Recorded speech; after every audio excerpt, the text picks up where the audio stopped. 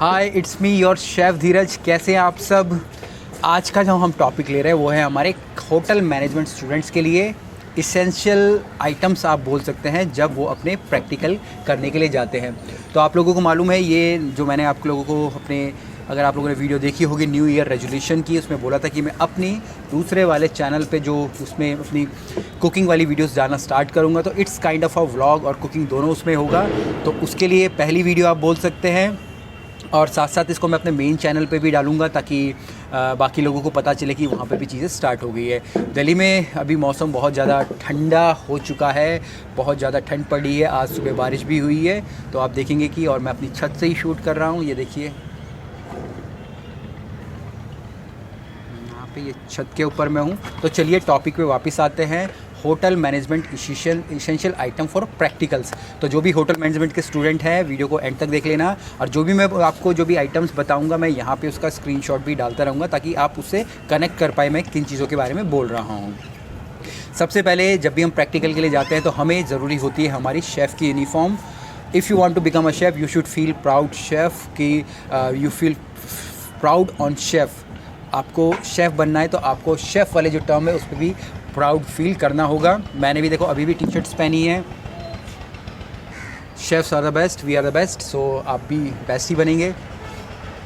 Uniform के अंदर हमारे शेफ़ कोट आते हैं, हमारी पैंट्स आती हैं, हमारे जो कैप होती है, कैप हमारी आती है, और उसके बाद हमारे जूते आ जाते हैं। तो ये 4 आइटम आना बहुत ही ज़्यादा ज़रूरी हो जाता है।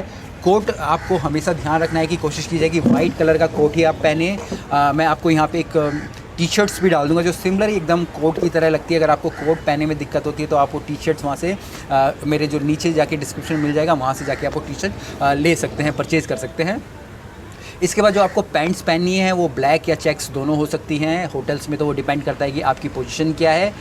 और इस पैंट, अगर जो भी आप पैंट पहन रहे हैं कोशिश कीजिएगा उसका जो रबड़ हो वो इलास्टिक का हो। इलास्टिक इसको हम लोग बोलते हैं। आपको कभी भी बेल्ट वाली जो पैंट होती है वो नहीं पहननी है, क्योंकि बेसिकली यहाँ पे रूल यही होता है किचन में कि अगर कहीं कुछ आग लग जाए, अगर आपने बेल्ट पहनी है तो उस पैंट को खींचने में बहुत ही ज़्यादा दिक्कत होती है। पर अगर आपने इलास्टिक वाली अगर आप लोगों ने पैंट पहनी है तो उसको निकालना बहुत ही ज़्यादा आसान हो जाता है। दूसरा, उसके बाद हमारे शूज़ आते हैं। हमेशा सेफ्टी शूज़ पहनिए। सेफ्टी शूज़ पहनेंगे तो किचन में बहुत सारा पानी होता है, आप लोग फिसल के गिर सकते हैं। अगर आप सेफ्टी शूज़ पहनेंगे तो आप फिसलेंगे नहीं, आप गिरेंगे नहीं। इसके बाद हमारे नाइफ़ की बारी आती है। आपके पास 2 टाइप के नाइफ़ होना सबसे ज़्यादा ज़रूरी है। एक होता है हमारा पेयरिंग नाइफ़, छोटा वाला नाइफ़, जैसे कि आप लोग प्याज के छिलके निकाल लेते हो, आलू को छिल लेते हो, या किसी भी प्रकार की ट्रिमिंग वगैरह कर लेते हो। दूसरा हमारा होता है शेफ़ नाइफ़। फ़ोटो में मैं यहाँ लगा दूंगा। शेफ़ नाइफ़ होना भी बहुत ज़्यादा ज़रूरी है कि ये बड़ा नाइफ़ होता है, इससे आप सारी कटिंग कर सकते हो। चाहे आपको जूलियंस काटने हैं, डाइसेस काटनी, ये सारी की सारी मैं आपको आने वाली वीडियोस में ज़रूर सिखाऊंगा। और या फिर आपको चिकन काटना हो तो ये सारी चीज़ें आपको चाहिए होंगी। इसके बाद आपको चाहिए होगा आपका क्या, आप बताइए क्या ज़रूरी हो सकता है। इसके बाद आपको चाहिए होगा आपका पीलर। पीलर भी बहुत ज़्यादा इंपॉर्टेंट है, आपकी सब्जियों को छीलने में काम आएगा।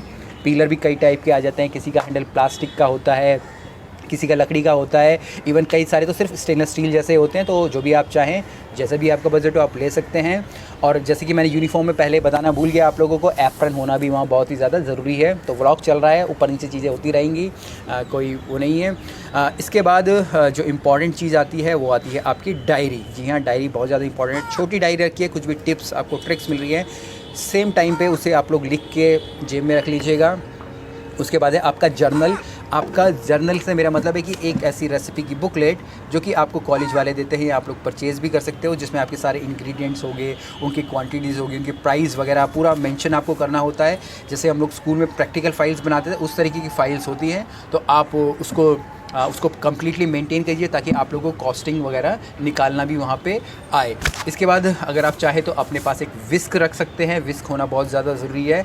और आपका एक स्पैचुला जैसे कि हम लोग ऑमलेट बनाते हैं, वहाँ पे आपने स्पैचुला देखा होगा, उस तरीके की चीज़ें।